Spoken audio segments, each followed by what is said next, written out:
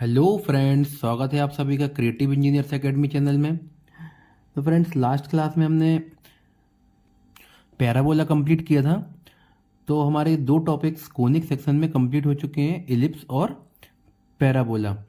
जिसने भी last class नहीं देखी हो वो डिस्क्रिप्शन बॉक्स में जाके लास्ट क्लास की लिंक है वो मैं डाल दूंगा, इसमें आप लोग देख लीजिएगा। तो आज हम कोनिक सेक्शन का लास्ट टॉपिक जो रहेगा हाइपरबोला, आज हम उसे देखेंगे। हम देखेंगे इसमें कि हाइपरबोला कैसे बनता है। अब हमने देखा था कि एलिप्स जब किसी कोन को हम काटेंगे तो हम एलिप्स किसी सभी जनरेटर्स को काट लेता है तो एलिप्स बनता है। और जब जनरेटर की पैरेलल लाइन जाती है, कटिंग प्लेन जाता है, तो हमें पैराबोला मिलता है। हाइपरबोला कैसे मिलता है? देखिए, सपोज कोई कोन है,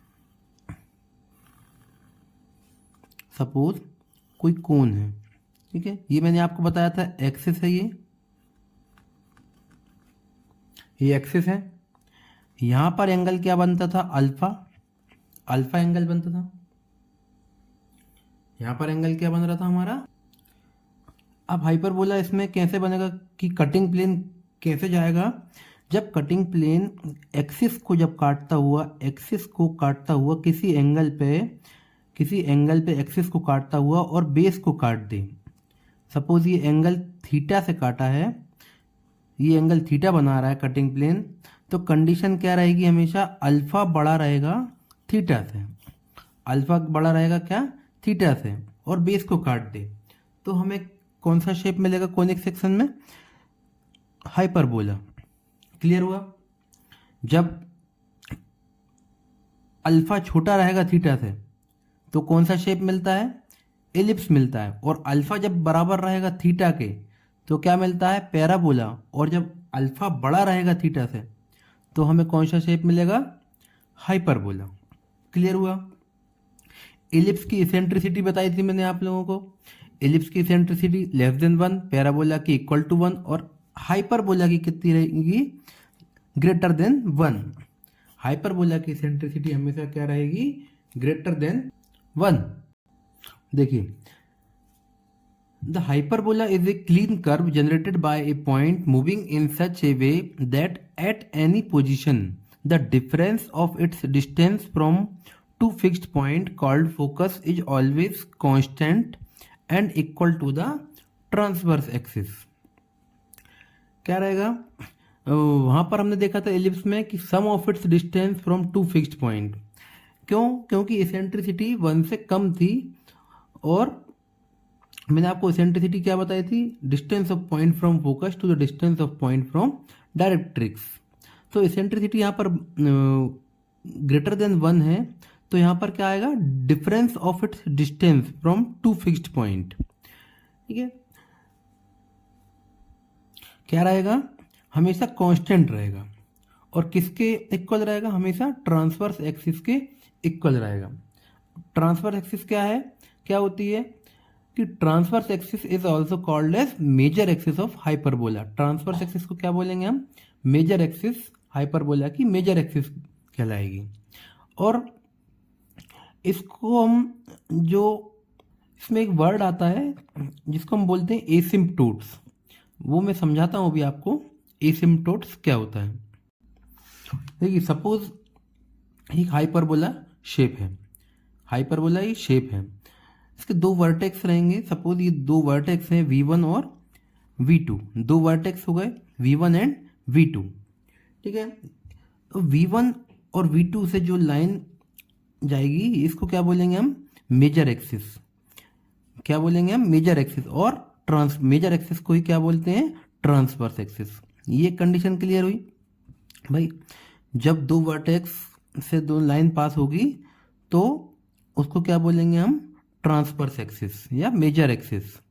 अब इसका जब हाइपरबोलिक शेप है तो इसका एक फोकस F1 रहेगा। जब दो वर्टेक्स है तो दो फोकस रहेंगे, और V2 का फोकस रहेगा F2। V2 का फोकस रहेगा F2। अब ट्रांसवर्स एक्सिस सपोज कोई एक लेंथ की है A और B, सपोज A और B उसके एंड पॉइंट्स हैं। ट्रांसवर्स एक्सिस के एंड पॉइंट्स हैं A और B। क्लियर है? तो मैंने आपको क्या बताया था, इसकी इसेंट्रिसिटी भी देख लीजिए। Distance of point from focus, vertex की distance of point from focus to the distance of point from directrix. भाई शेप जब वर्टेक्स जब अंदर की तरफ आ रहा है तो डायरेक्ट्रिक्स कहाँ रहेगा, इस तरफ, और इस वर्टेक्स का डायरेक्ट्रिक्स क्या रहेगा, यहाँ पर D2। तो distance of point from focus to the distance of point from directrix, ये क्या रहेगा, हमेशा ग्रेटर देन 1 रहेगा। फ्रेंड्स इसको अच्छे से समझिए, जो मैकेनिकल सिविल इन फील्डों से हैं, कोर फील्ड से, उनके लिए हाइपरबोला बहुत इंपॉर्टेंट, इलेक्ट्रिकल वालों के लिए भी बहुत इंपॉर्टेंट है। तो ये आपको कोई नहीं बताएगा कि हाइपरबोला का की टर्मिनोलॉजी कैसी रहेगी।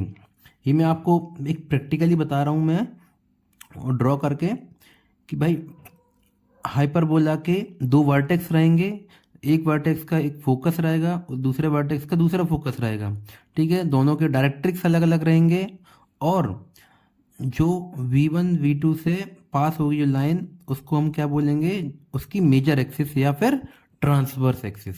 ये आपको कोई कोचिंग में नहीं बताएगा, ये ना ही किसी दूसरी क्लास में बताएगा, ये मैं आपको बता रहा हूँ। अब देखिए इसमें एक वर्ड आता है एसिम्पटोट्स, जो मैंने अभी आपको बताया। एसिम्पटोट्स कैसे बनाएंगे, जब दो स्ट्रेट लाइन इंटरसेक्ट होती हैं किसी एक पॉइंट पर, और वो पॉइंट कहाँ रहेगा, ट्रांसवर्स एक्सिस के सेंटर में रहेगा। जब दो स्ट्रेट लाइन का इंटरसेक्शन पॉइंट ट्रांसवर्स एक्सिस के सेंटर पे रहेगा, तो हम उन लाइंस को क्या बोलेंगे, एसिम्पटोट्स। क्लियर हुआ?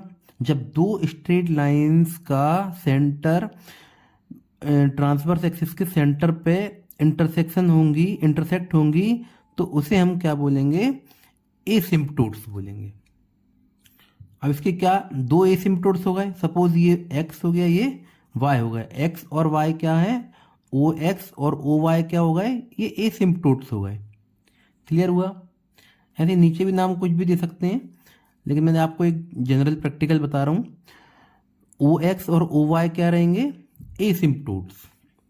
क्लियर हुआ? देखिए क्या लिखा है, the straight line which intersects each other at the centre of transverse axis are called एसिम्पटोट्स।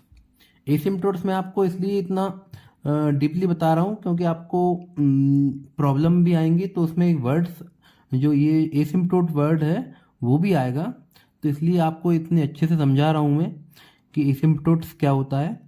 और रेक्टेंगुलर एक मेथड होती है इसकी बनाने की, जैसे हाँ वहाँ अपन ने एलिप्स पैराबोला में पढ़ी थी रेक्टेंगल मेथड, ऐसे यहाँ पर भी एक रेक्टेंगुलर मेथड है, तो उसको एसिम्पटोट मेथड भी बोलते हैं।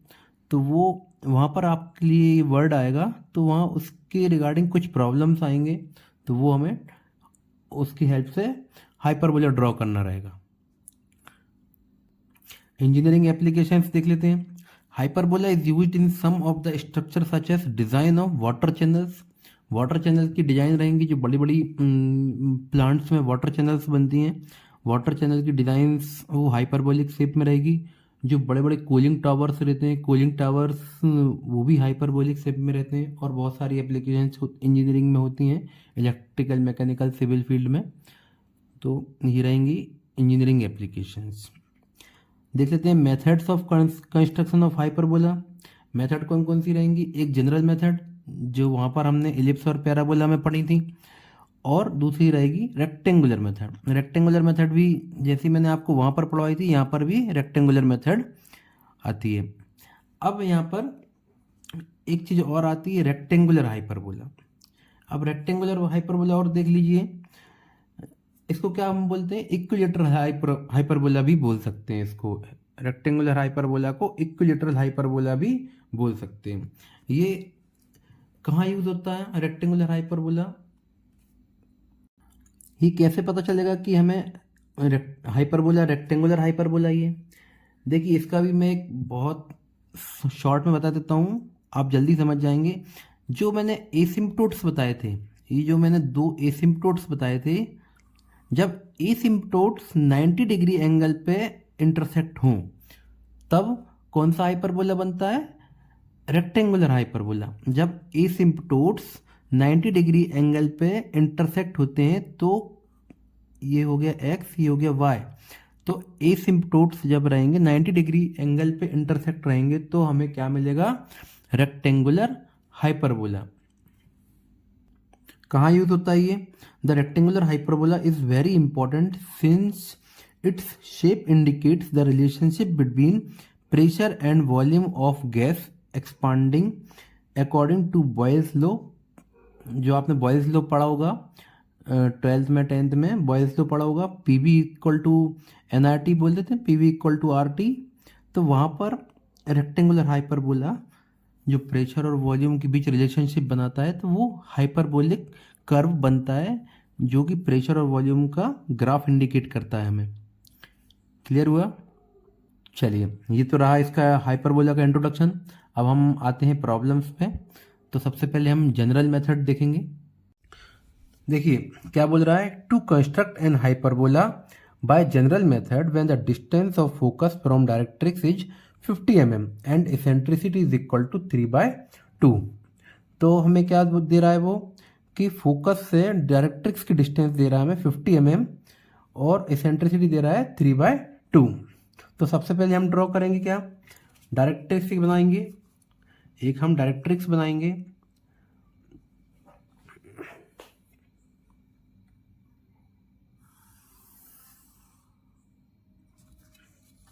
ये डायरेक्ट्रिक्स ड्रॉ की। डायरेक्ट्रिक्स ड्रॉ करने के बाद हम एक वर्टिकल लाइन ड्रॉ करेंगे। कैसी? एक हॉरिजॉन्टल लाइन ड्रॉ करेंगे। हॉरिजॉन्टल लाइन ड्रॉ की तो इसको ये क्या होगी? एक्सिस। इसको डायरेक्ट्रिक्स को हम D नाम दे देते हैं और इस पॉइंट को हम कोई भी नाम दे देते हैं, C पॉइंट नाम दे देते हैं। क्लियर है? अब हमें दे रहा है डायरेक्ट्रिक्स से फोकस तक का डिस्टेंस कितना? 50 mm। तो सबसे पहले हम वो मार्क करेंगे। 50 mm कहाँ आ रहा है?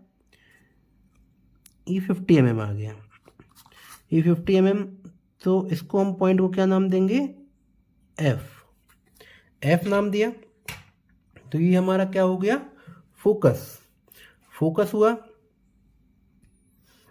तो फोकस की हेल्प से हम क्या निकाल लेंगे? वर्टेक्स निकाल सकते हैं। अब कैसे निकालेंगे? एसेंट्रिसिटी दे रहा है हमें कितना? 3/2। मैंने आपको एक शॉर्ट ट्रिक बताई थी कि हमें कोई इक्वल डिविजन्स करने पड़ेंगे तो हम वर्टेक्स मार्क कर लेंगे। टोटल डिस्टेंस कितना है? 50 mm है डायरेक्ट्रिक्स से फोकस तक का, और एसेंट्रिसिटी दे रहा है 3/2। अब इन दोनों को आप एक ट्रिक से बता रहा हूँ मैं आपको, इन दोनों को प्लस कर दे। 3/3 और 2 कितना हुआ? 5। और टोटल डिस्टेंस कितना है इसका? 50 mm। तो हम 5 इक्वल डिविजन्स करने, तो 10-10 mm का एक एक डिवीजन हो जाएगा। तो 10-10 mm का डिवीजन हो गया। तो 1 2 3 4 एंड 5। एसेंट्रिसिटी क्या होता है? Distance of point from focus to the distance of point from directrix. Distance of point from focus कितना है? 3। तो 1 2 एंड 3। और distance of point from directrix 2, 1 and 2। ये आ गया V पॉइंट। ये क्लियर हुआ? अब V से हम क्या करेंगे? एक वर्टिकल लाइन ड्रॉ कर देंगे किसी भी लेंथ की।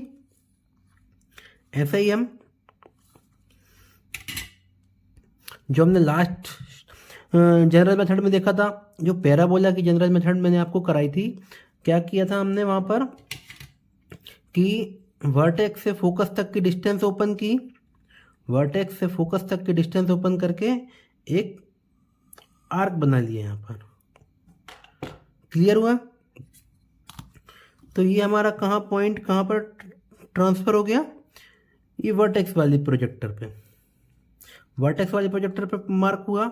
और यहाँ से C से हमने ई पॉइंट को मिलाया। C से हमने इस पॉइंट को कोई भी नाम दे दीजिए, E नाम दे दीजिए, E नाम दे दिया। अब C से E को मिलाते हुए, C से E को मिलाते हुए हम आगे प्रोड्यूस कर देंगे।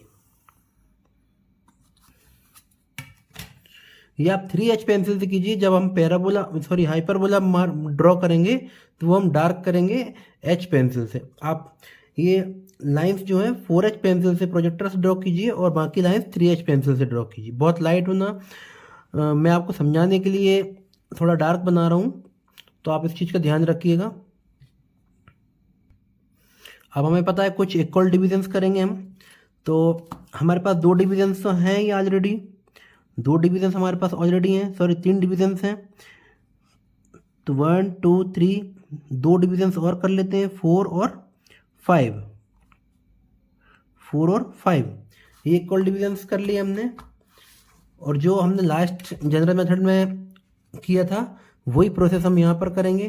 सभी पॉइंट से हम एक वर्टिकल लाइन ड्रॉ कर देंगे, कहाँ तक, जो सी और ई लाइन को हमने प्रोड्यूस किया है। तो ई लाइन को हम नीचे तक लेके जाएंगे। सेम प्रोसेस सभी पॉइंट से हम करेंगे।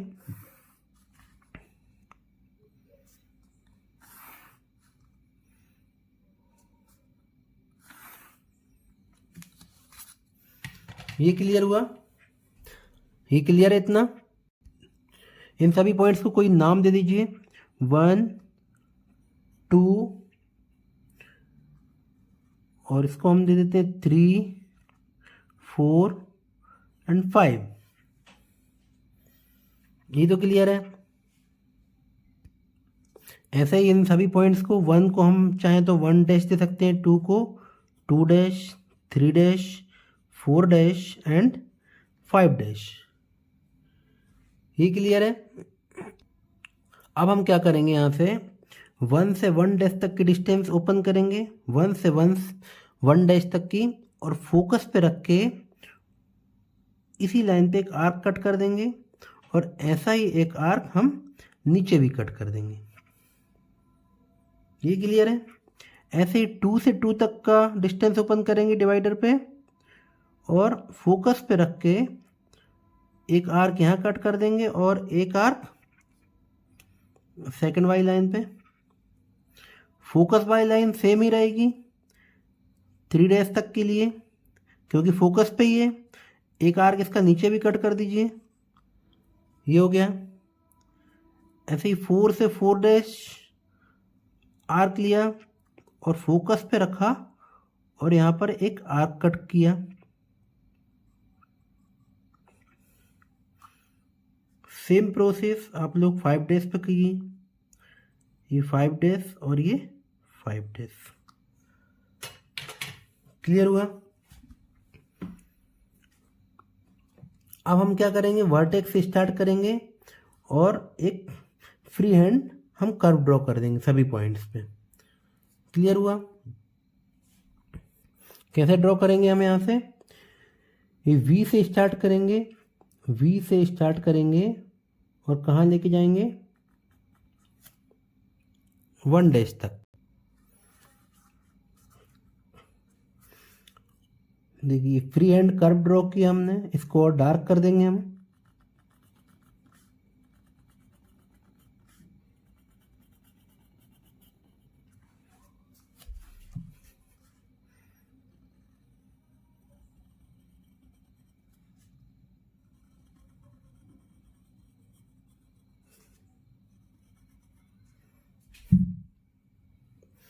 ये क्या शेप आ गया, हाइपरबोला।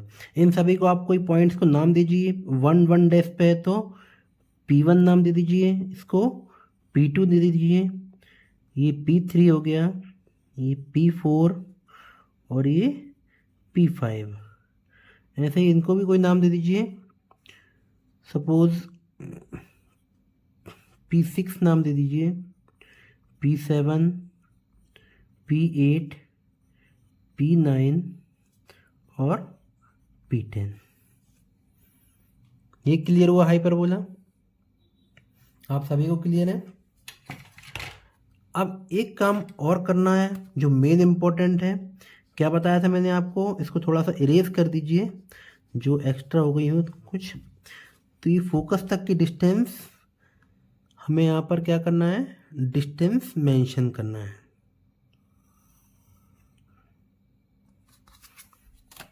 ये डिस्टेंस बहुत इम्पोर्टेंट है, इसको आप मार्क नहीं करेंगे तो एग्जामिनर आपके 1 या 2 नंबर काट लेगा, जिससे आप फुल मार्क्स पूरी नहीं लेके आ पाएंगे। तो आप लोग ये एरो हेड और डायमेंशंस आप चाहें तो फिलअप कर सकते हैं एरो को, या पॉइंटेड एरो वैसे भी बना सकते हैं।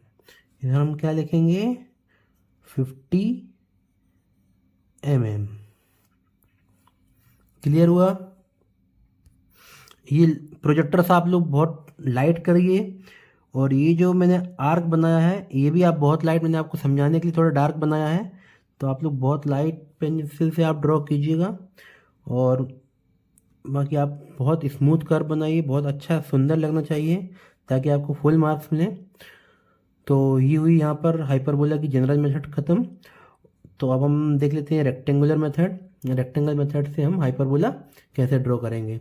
चलते हैं हम, चलिए ये देखते हैं रेक्टेंगुलर हाइपरबोला का मेथड देखते हैं हम। जनरल मेथड मैंने आपको इसलिए थोड़ा फास्टली बता दिया क्योंकि सेम है बिल्कुल पैराबोला के। जो हमने वहाँ बस एसेंट्रिसिटी का रहेगा, एसेंट्रिसिटी वहाँ इक्वल टू 1 है और यहाँ पर ग्रेटर देन 1 रहेगी, बस पूरी प्रोसेस भी सेम है।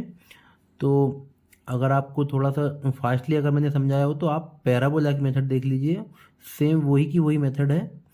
मेन है यहाँ पर रेक्टेंगुलर मेथड। रेक्टेंगुलर मेथड से प्रॉब्लम्स क्वेश्चन बनते हैं जो एग्ज़ाम में आते हैं, और काफ़ी अच्छी मार्क्स के रहेंगे क्वेश्चन, कम से कम 8 या 10 मार्क्स का एक क्वेश्चन आता है।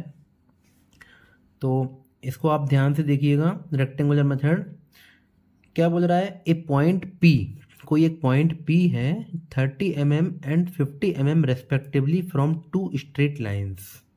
वही 2 स्ट्रेट लाइन्स क्या बताया था मैंने, जो एसिम्पटोट्स बताए थे, उन्हीं को हम 2 स्ट्रेट लाइन्स बोल देंगे, या फिर कभी कभी ऐसा लिखा जाता है कि from asymptotes, respectively from asymptotes ऐसा लिखा आ जाएगा। Which are act at right angle to each other. देखिए क्या बता रहा है, which are act at right angle to each other. जो 2 स्ट्रेट लाइन्स हैं वो एक दूसरे से कैसी हैं, राइट एंगल पे हैं। Draw a rectangular hyperbola from point P। एक रेक्टेंगुलर हाइपरबोला ड्रॉ करना है हमें जो कि पॉइंट P से पास होता है with in 10 mm distance from each line. Means हमें जो डिविजन्स करने, जैसे हम वहाँ पर इक्वल डिविजन्स करते थे, तो यहाँ पर भी हमें कुछ इक्वल डिविजन्स करने होंगे, लेकिन यहाँ पर उसने हमें इक्वल डिविजन्स करने के लिए डिस्टेंस भी दे रखा है कि with in 10 mm distance from each line. अब इस मेथड को ध्यान से देखिएगा आप लोग कि हम कैसे इसको ड्रॉ करेंगे। तो पहले तो हम P पॉइंट देखेंगे। तो P पॉइंट बनाने के लिए हमें एसिम्पटोट्स या फिर 2 स्ट्रेट लाइन्स ड्रॉ करनी होंगी जो कि एक दूसरे से राइट एंगल पे है। तो हम यहाँ पर सपोज एक कोई बेस पॉइंट ले लेते हैं, बेस लाइन ले देते हैं। तो बेस लाइन कितनी रहेगी, किसी भी लेंथ की आप एक बेस लाइन ले लीजिए। बेस लाइन से मतलब है कि एक एसिम्पटोट आप यहाँ पर ड्रॉ कर लीजिए। दूसरा इसके क्या रहेगा, परपेंडिकुलर रहेगा। दूसरा कैसे रहेगा, परपेंडिकुलर रहेगा।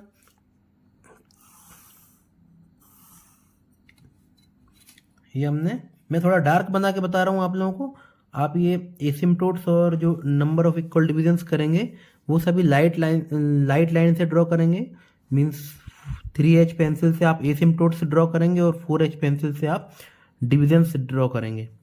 ओके, मैं आपको यहाँ पर थोड़ा डार्क करके बता रहा हूँ ताकि वीडियो में आपको क्लियरली दिखे। तो ये हमारा इंटरसेक्शन पॉइंट हो गया, इसको हम O पॉइंट नाम दे देते हैं। क्लियर है?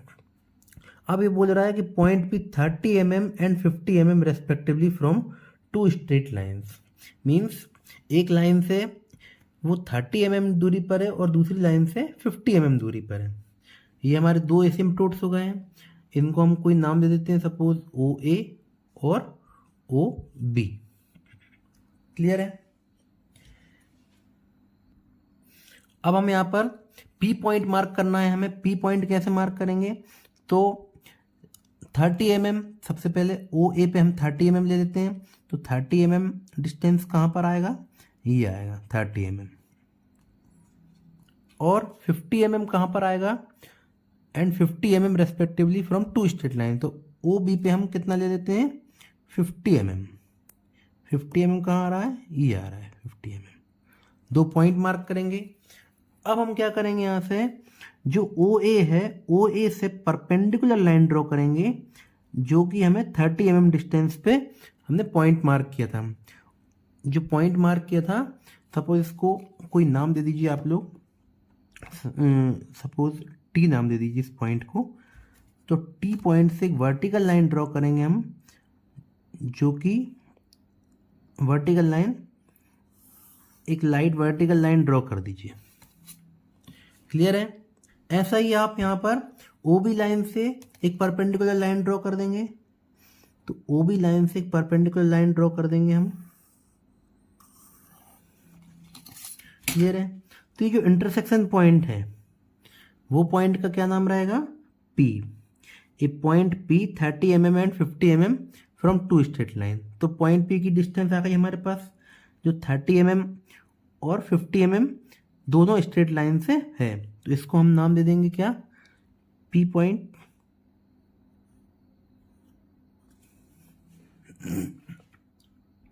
इतना क्लियर है। तो हमने पी पॉइंट मार्क कर लिया। अब हमें पी पॉइंट से हमें पास करते हुए रेक्टेंगुलर हाइपरबोला बनाना है। अब मैंने बताया था आपको कुछ इक्वल डिविजन्स करेंगे, और रेक्टेंगल मेथड तो देखिए एक रेक्टेंगल ऑलरेडी बन चुका है, यहाँ पर ऑटोमेटिकली रेक्टेंगल हमारे पास बन गया। तो वही मेथड है। अब यहाँ पर कुछ इक्वल डिविजन्स करेंगे। ये इंपॉर्टेंट है, आप देखिए कैसे हम इक्वल डिविजन्स करेंगे कि हमारा हाइपरबोला शेप आए। हम किसी भी एक लाइन पे इक्वल डिविजन्स मार्किंग करेंगे। तो सपोज हम यहाँ ओ ए लाइन पर, जो पी पॉइंट से आई है, ओ ए लाइन पर हम डिविजन्स करेंगे। तो सपोज ये पी पॉइंट से हमने राइट साइड में डिविजन्स किए, तो कितने डिविजन्स करने हैं, सॉरी 10 mm डिस्टेंस पे हमें इक्वल डिविजन्स करने हैं। 10 mm डिस्टेंस पे करने हैं। तो हम अब ये नहीं पता हमें कितने करने हैं, तो हम अंदाज से कितने भी इक्वल डिविजन्स कर सकते हैं। तो 5, 6, 7, 8 आपकी जो भी इच्छा हो। जितने ज़्यादा पॉइंट्स लेंगे तो उतना ही बड़ा हाइपरबोला बनेगा। ओके। तो सपोज मैं यहाँ पर 7 पॉइंट लेता हूँ, 1, 2, 3, 4, 5, 6 एंड 7। मैंने यहाँ 7 पॉइंट ले लिए। ठीक है, 8 ले लेते हैं अपन। अगर आप चाहें तो 8 ले सकते हैं, 9 ले सकते हैं, 10 ले सकते हैं। ठीक है, 7 यहाँ पर ले लिए हमने, और वही नंबर ऑफ इक्वल डिविजन्स हम यहाँ कर देंगे। तो 3 डिविजन्स हमारे यहाँ हो जाएंगे, तो कितने हो जाएंगे, 10 हो जाएंगे टोटल।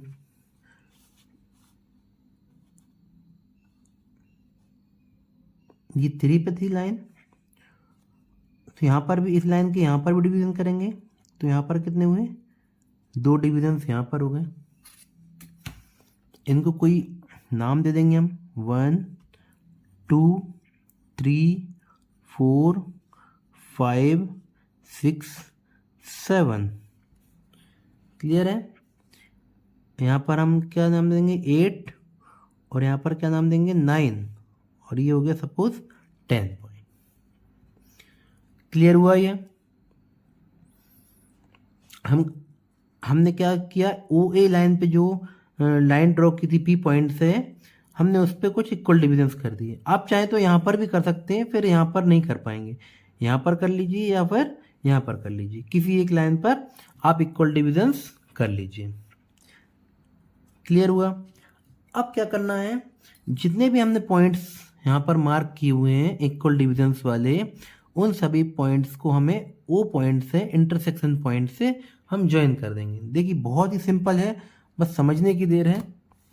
ओ से लेके हम 1 को ज्वाइन करेंगे, ऐसे ही ओ से हम 2 को ज्वाइन करेंगे, ओ से हम 3 को ज्वाइन करेंगे, ये 7 तक ज्वाइन कर लिए।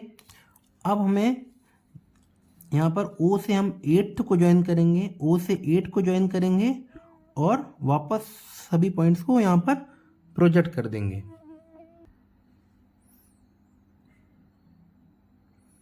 ओ से 8 तक लेके जाएंगे और आगे बढ़ा के हुए ये पी वाली लाइन पर प्रोड्यूस कर देंगे हम। ऐसे ही ओ से हम 9 पॉइंट पे जाएंगे और आगे ले जाके इसको यहाँ पर प्रोड्यूस कर देंगे। ये क्लियर हुआ भाई। हमने कुछ नंबर ऑफ इक्वल डिविजन्स किए। सपोज हमने 7 डिवीजन यहाँ किए और 3 डिवीजन हमने यहाँ पर कर लिए। तो 1 2 3 4 5 6 7 ये हो गया 7 पॉइंट, 8 9 पॉइंट यहाँ पर आ गए। अब सभी पॉइंट्स को हम ओ से ज्वाइन कर देंगे। ओ से 1 2 3 4 5 6 7 ये सभी को ज्वाइन किया। ओ से 8 और 9 को ज्वाइन करते हुए आगे पी वाई लाइन पर एक्सटेंड कर दिया हमने। अब देखिए यहाँ से, अब जो पी वाई लाइन है वर्टिकल लाइन है, तो जो हमने लाइन ज्वाइन की थी ओ से 1 वाली, और जो पी लाइन पे हमें इंटरसेक्ट कर रही है, तो 1 को हम क्या नाम दे देंगे 1 डैश। ऐसे ही 2 वाली लाइन पे इंटरसेक्ट की तो 2 डैश, 3 पे इंटरसेक्ट की 3 डैश, 4 डैश, 5 डैश, ये 6 डैश और ये 7 डैश। ये हमें कुछ इंटरसेक्शन पॉइंट्स मिल गए। क्लियर है। ऐसे यहाँ पर मिलेगा हमें क्या 8 से तो 8 डैश और 9 से मिलेगा हमें 9 डैश। यहाँ तक कहानी क्लियर हुई।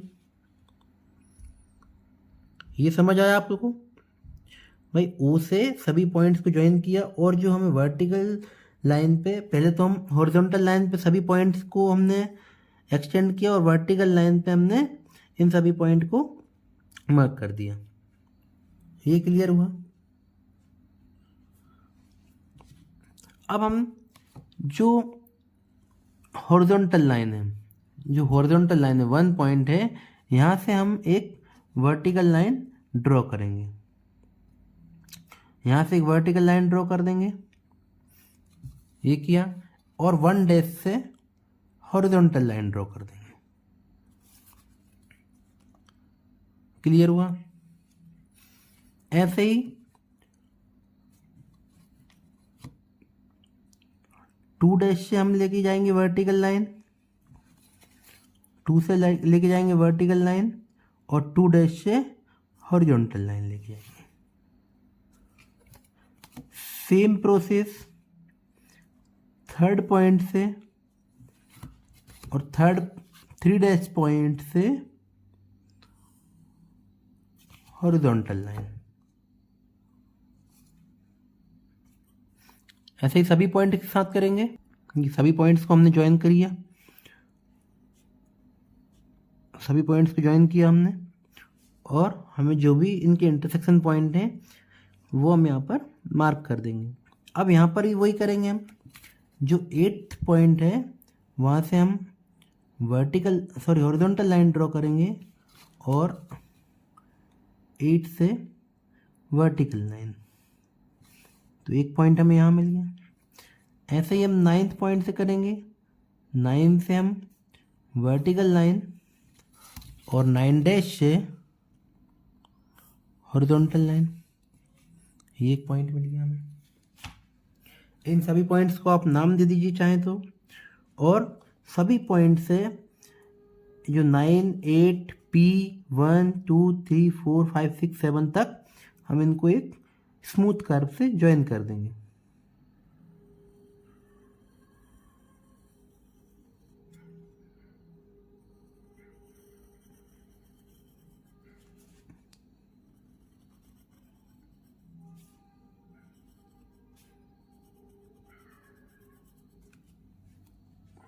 और इस कर्व को हम कुछ डार्क कर देंगे।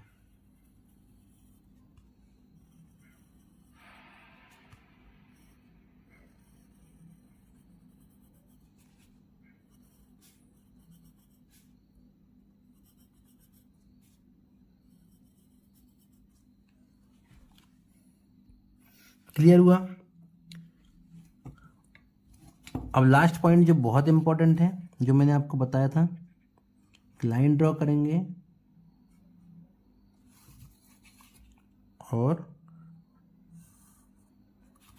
डिस्टेंस मार्क कर देंगे। कितना है यहाँ पर 30 mm। सेम